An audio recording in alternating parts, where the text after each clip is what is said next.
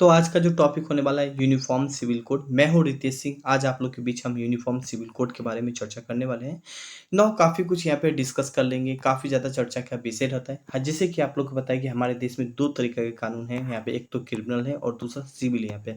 Criminal के अंतर्गत अगर आप चोरी डकैती छिनारी कर रहे हैं या किसी प्रकार की मारपीट मर्डर कर रहे हैं तो वहाँ पे क्रिमिनल के अंतर्गत सजा सुनाया जाता है।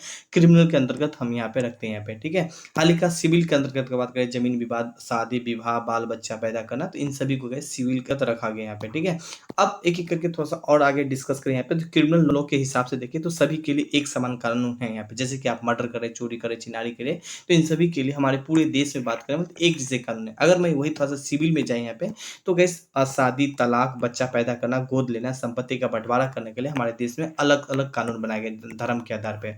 जैसे कि हिंदू के लिए अलग मैरिज एक्ट है यहाँ पे, मुस्लिम के लिए अलग है, सिख के लिए अलग है और ईसाई के लिए अलग अलग मैरिज एक्ट है। अब इन्हीं को समाप्त करने के लिए भारत सरकार यूसीसी कानून ला रहा है।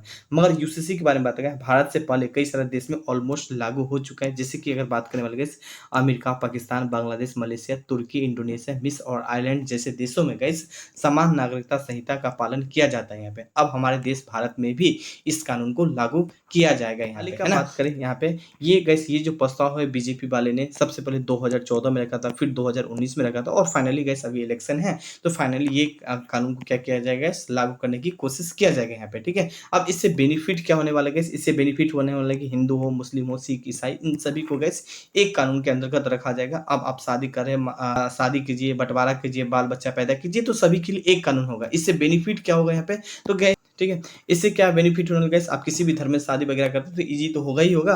बाकी इससे बेनिफिट होगा जो 5 बुक अलग पड़े, जैसे हिंदू के लिए, मुस्लिम के लिए, सिख के लिए, ईसाई के लिए अलग अलग हमें कानून पढ़ना पड़ेगा। एक ही बुक पढ़ना पड़ेगा गाइस यूसीसी यहाँ पे, ठीक है। सभी के लिए एक संहिता कानून पढ़ना पड़ेगा और इससे बेनिफिट किसको मिलेगा, जज को मिलेगा। थोड़ा सा पढ़ना कम पड़ेगा, साथ में वकील को भी पढ़ना कम पड़ेगा। तो ये कुछ एक बेनिफिट देखना चाहता है गाइस और यही कुछ यूसीसी था यहाँ पे, ठीक है।